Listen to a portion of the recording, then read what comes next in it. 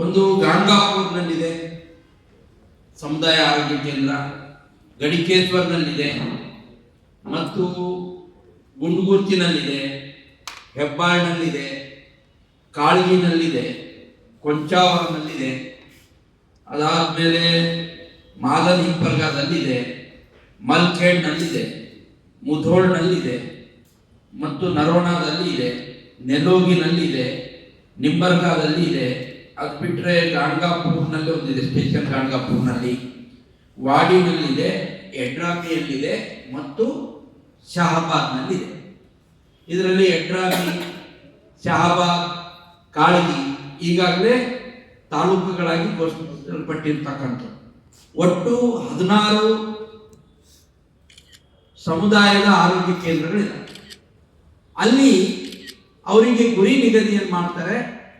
ಪ್ರತಿ ತಿಂಗಳು ಕನಿಷ್ಠ 30 ಹೆರಿಗೆಗಳನ್ನ ಆ ಆಸ್ಪತ್ರೆಗಳಲ್ಲಿ ಆಗದೇ ಇದ್ರೆ ಅಲ್ಲಿರುವಂತ ತಜ್ಞ ವೈದ್ಯರನ್ನ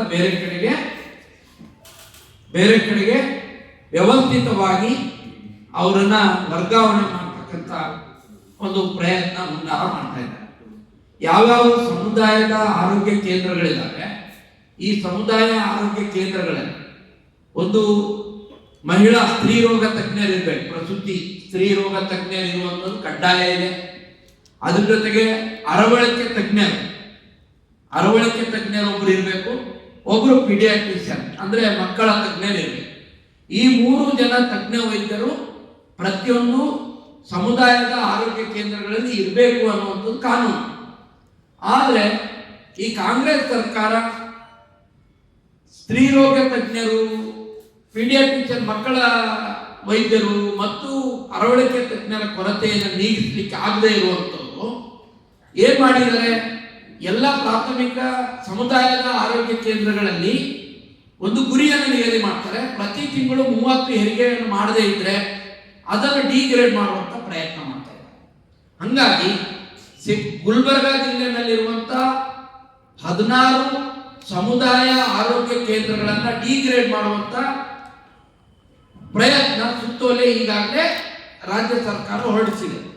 ಅಲ್ಲಿರುವಂತ ಸ್ತ್ರೀ ರೋಗ ತಜ್ಞರು, ಮಹಿಳಾ ತಜ್ಞರು, ಮಕ್ಕಳ ತಜ್ಞರು ಮತ್ತು ಅರವಳಿಕೆ ತಜ್ಞರು, ಪೀಡಿಯಾಟ್ರಿಷಿಯನ್, ಗೈನಕಾಲಜಿಸ್ಟ್ ಮತ್ತು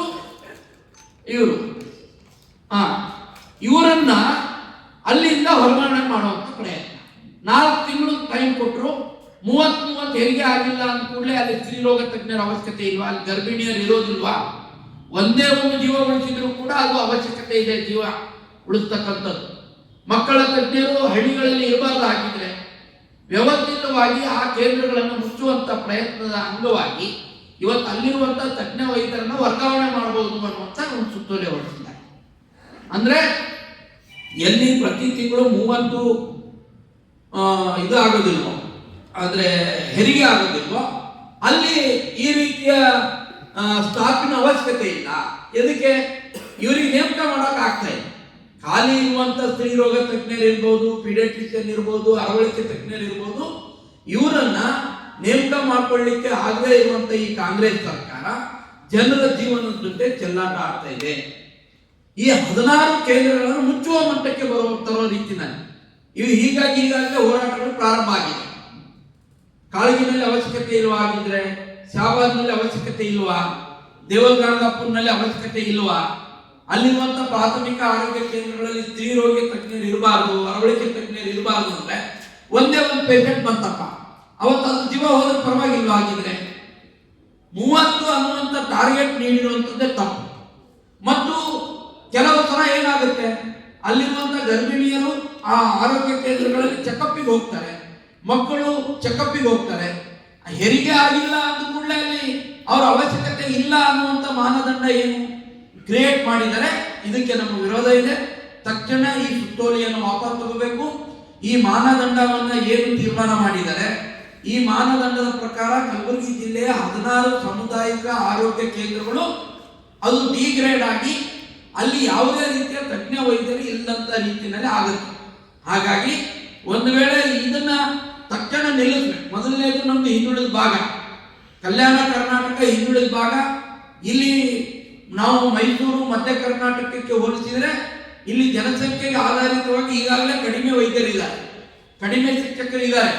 ಇಷ್ಟೆಲ್ಲ ಇದ್ದುಕೊಂಡು ಇವತ್ತು ಇರುವಂತ ಆರೋಗ್ಯ ಕೇಂದ್ರಗಳು, ಸಮುದಾಯ ಆರೋಗ್ಯ ಕೇಂದ್ರಗಳನ್ನ ಡಿಗ್ರೇಡ್ ಮಾಡಿ ಅಲ್ಲಿರುವಂತ ನುರಿತ ಸಿಬ್ಬಂದಿಗಳನ್ನ ಬೇರೆ ಕಡೆ ವರ್ಗಾವಣೆ ಮಾಡ್ತಕ್ಕಂಥ ಹುನ್ನಾರಕ್ಕೆ ತಡೆ ಕೊಡಬೇಕು.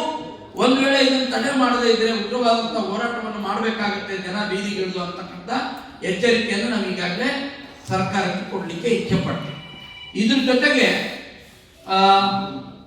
ಮತ್ತೇನಾಗಿದೆ, ಕಲಬುರಗಿನಲ್ಲಿ ಒಂದು ಕಿದ್ವಾಯಿ ಆಸ್ಪತ್ರೆ ಇದೆ. ಕಿದ್ವಾಯಿ ಆಸ್ಪತ್ರೆಯಲ್ಲಿ